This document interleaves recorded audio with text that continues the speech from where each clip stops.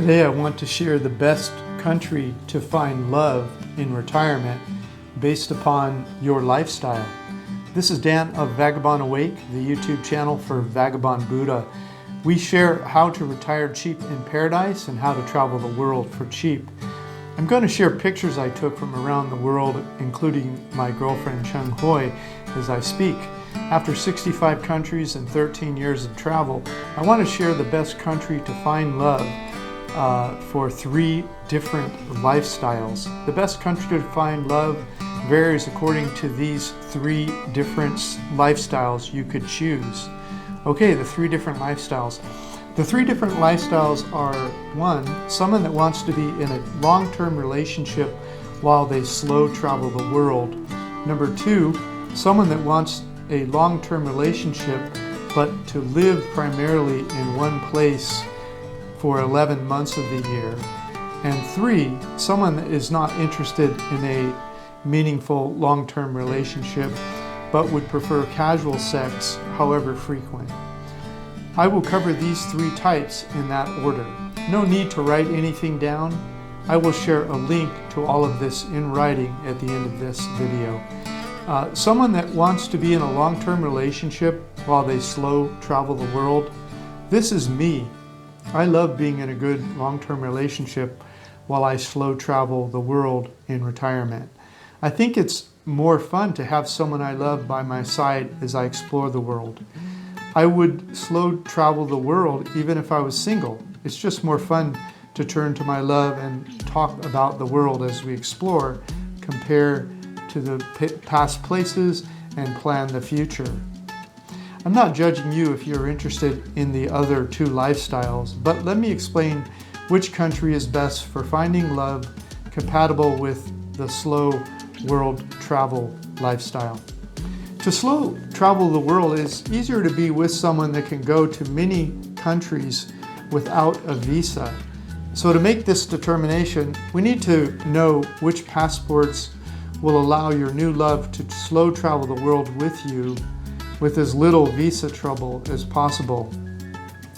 The Henley Passport Index is a nice resource to find the best passports. Link provided. In the index, you'll see that there are 20 countries that have passports that can visit 185 countries or more without obtaining a visa before flying there. The Japanese passport is the best with 191 countries.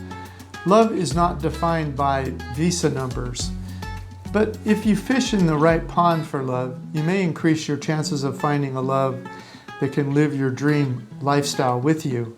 If you fish in the wrong pond, you may need to leave your lover when you travel, or just travel less than you hope for. I did not know this when I met 𝐂𝐒𝐓 in Malaysia. It was only after we began to travel together that I noticed she could go almost anywhere with me without getting a visa. But it could help you if you find that out now. Okay, 𝐂𝐒𝐓's passport has saved us hundreds of dollars in visa fees and hundreds of hours standing in embassies all over the world waiting for our turn to apply for a visa before we fly somewhere. If you scroll down on the list, link provided on the web page to these resources, you'll see, and I'll tell you at the end, you'll see the number of retired cheap in paradise countries that each of these passports can visit without any visa troubles. You will also see the gross domestic product for each country from the year 2017 converted into US dollars. Now let me explain why these 2 numbers are important to you in deciding where to fish for your long-term partner to slow travel the world with you for cheap. Okay, I've marked certain countries in red, which I'll talk about in a moment, and it gives the number of countries that each of these countries' passports can visit without getting a visa. Okay, you'll notice that of these 20 or so countries, Malaysia can visit 178 countries without a visa. The United States, 185. Canada, 183. without getting a visa. And then you look further down the list, there's countries like Thailand can only go to 78 countries. The Philippines can only go to 67 countries. Vietnam only 54. Cambodia can only go to 54 countries without a visa. Okay, number of no visa required countries. The number of countries your new love can visit without getting a visa is a big deal if you want to travel the world with as little hassle as possible.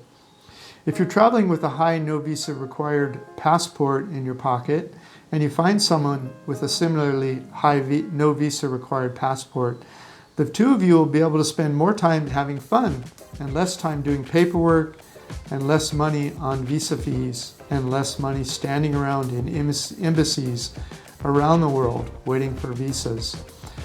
What about low GDP, low gross domestic product countries? Okay, this number can be good.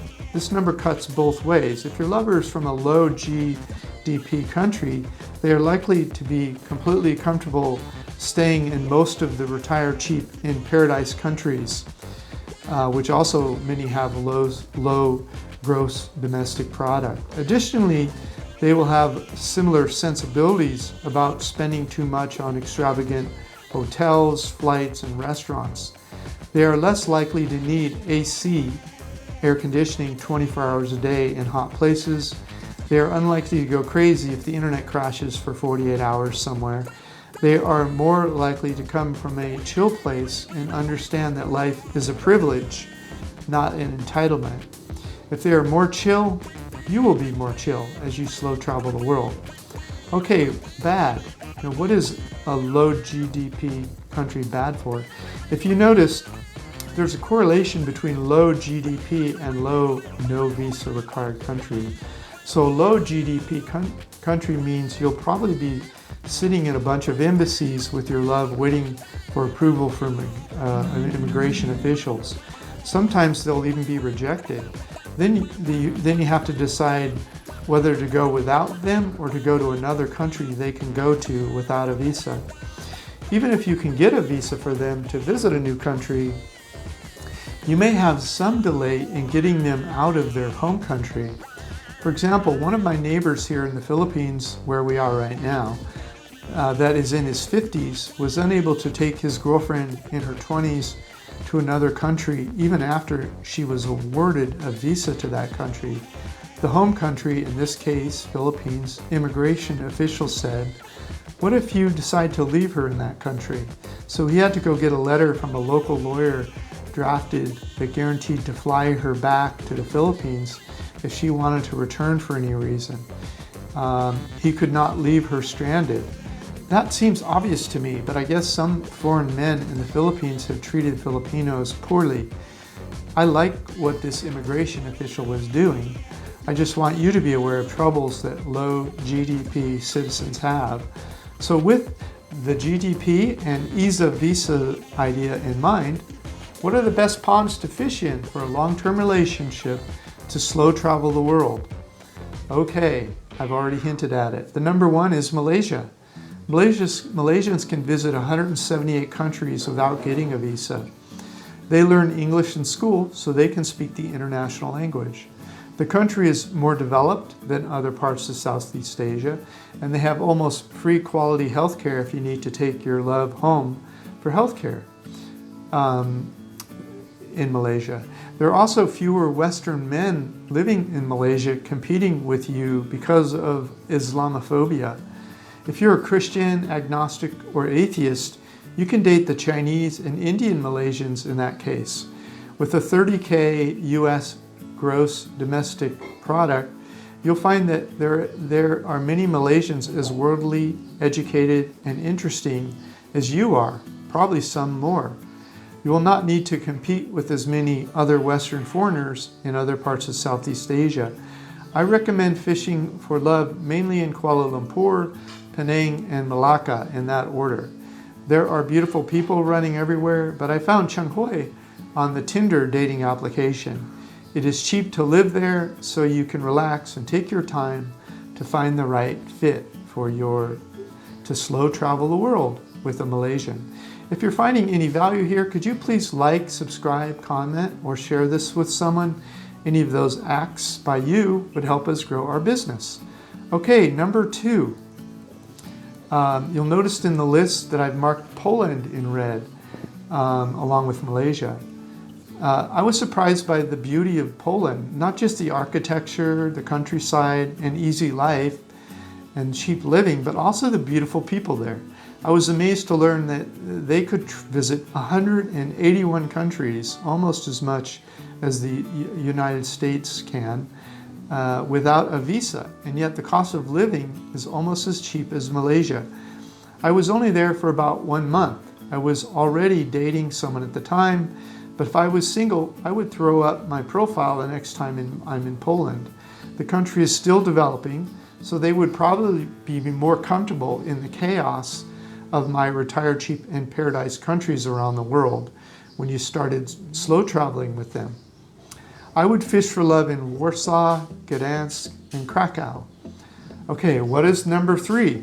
I would say Portugal. With a relatively low GDP of 33,000 and a high no visa country count, Poland would seem to be a natural place. That's Portugal, would seem to be a natural place to find a love that could slow travel the world with an unexpected, adventurous attitude. Plus, the Portuguese started exploring the world back in the 15th century, so they are natural adventurers. Plus, many speak English if you don't speak Portuguese. I would fish for love in Lisbon and Portugal. There are fairly high educated people there that with passports that can go to 181 countries, but I do not expect the same type of living accommodations that a high GDP country citizen would.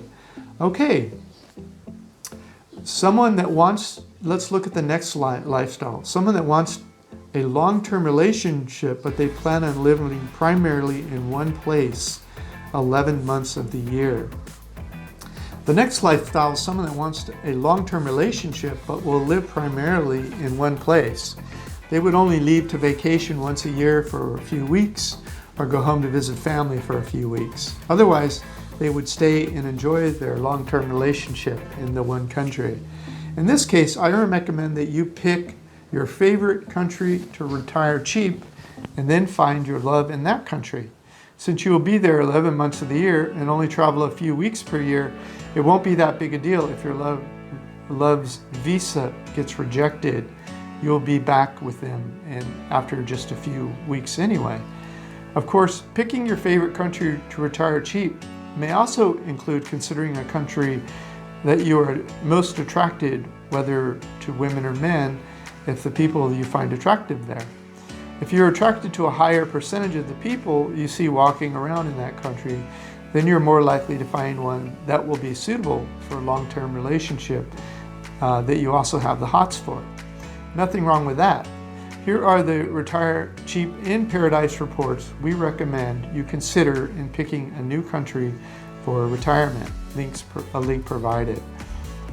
Again, pick the country based on where you want to live and then look for the love there.